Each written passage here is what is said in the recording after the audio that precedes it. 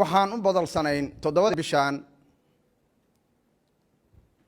hal saac oo habeenimo guddoonka labada gole inay isu yimaadaan si looga arrinsado sharciga doorashooyinka ee ay soo gudbiyeen labada gudbi inaanu go'aan midaysan ka qaadanno si wada jirana loo ansixiyo ballankaas waxaa si cad u baajiyey oo diiday oo wacay guddoomiye mursal guddoomiye cabdi xaashi isagaana si cad iigu sheegay sidoo kale markaan waraystay guddoomiye mursal sidaas ayuu qiray inuu cabdi xaashi ballankaas wada jirka ah ee looga arrinsanayay sidii labada gole ay u meel marin lahaayeen shuruucda taalla ajandihiisii kulankii lagu waxayn lahaa inuu si cad u diiday cabdi xaashi waxaa xigtay inaanu isku mari weynay fakarkaas oo aan dalbannay in la horgeeyo guddiga joogtada ah guddiga joogtada sidaad og tihiin ama xeer hoosaadka labada gole ku qoran haddii guddoomiye guddi uu maqan yahay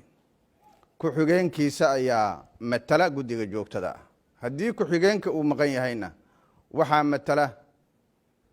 xogayaha haddii xogayaha uu maqan yahayna waxaa matala xibin guddiga ka mid ah waxaanu isla qaadannay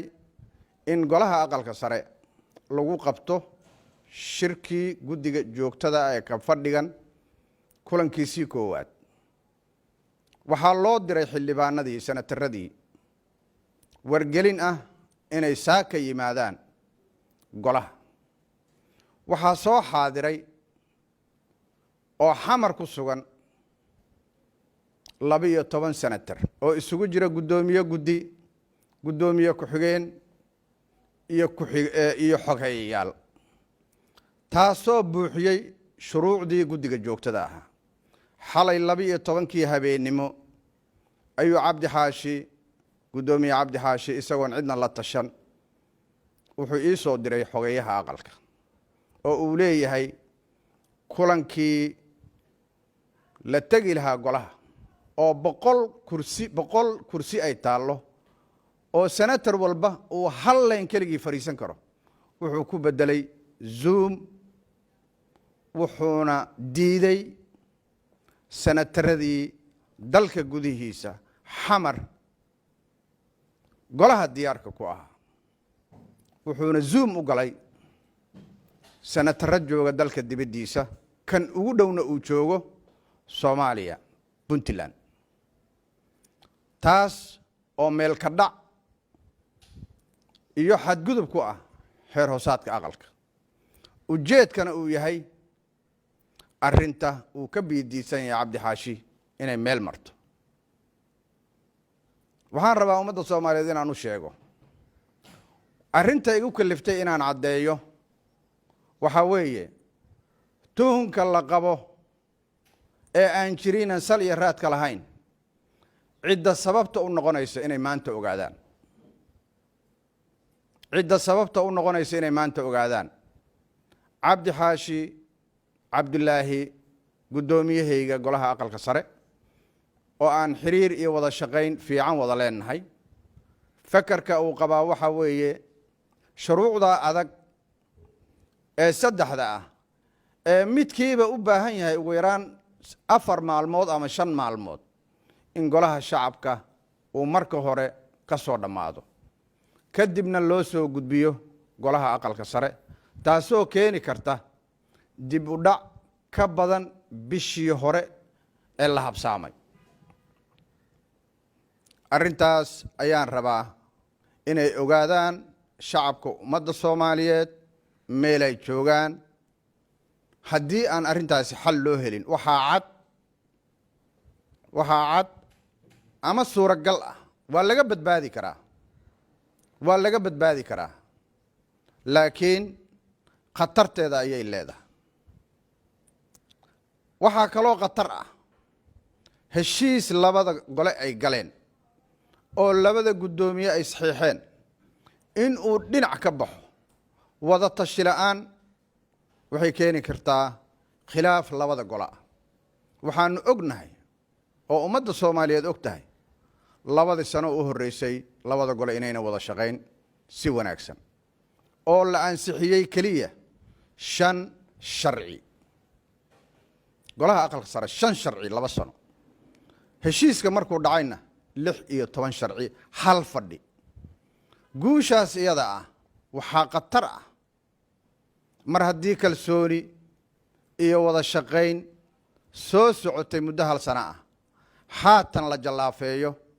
inay meesheedii ku noqoto taasoo dhabar jab ku ah doorashada hadda la filayo iyo xeerarka noo yaallo waxaa kaloo qatar ah 27 bishan mar haddii guddoomiyuhu uu ku adkaystay inkastoo go'aan gaara uuna gaari karin go'aan gaara uu gaari karin haddana inay leedahay naafadeeda iyo dhibaatadeeda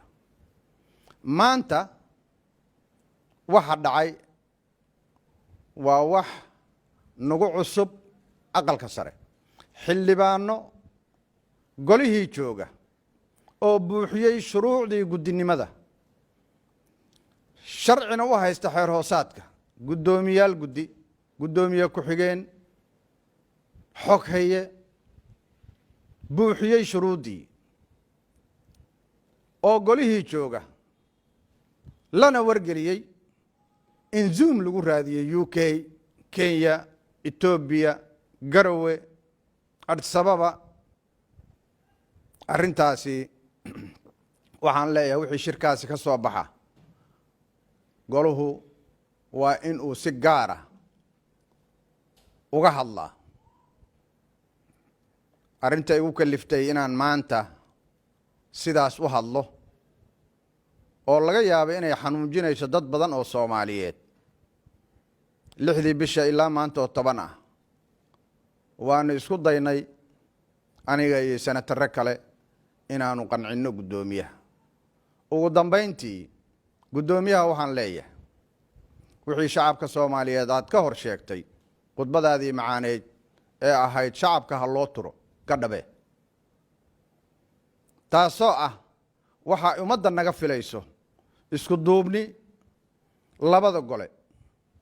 wada shaqayn hay'adaha kale ee dawladda khudbadaadii bay ku qoran tahay sidaas awgeed mudane guddoomiye waxaan kaa dalbayaa oo ummadda Soomaaliyeed ay marqaati uga dhigaya inaad ka tanaasusho mowqifkan adag ee aad qaadatay guddigan maanta aad zoomka isugu keentana waxaan si cad u leeyahay waa khayru sharci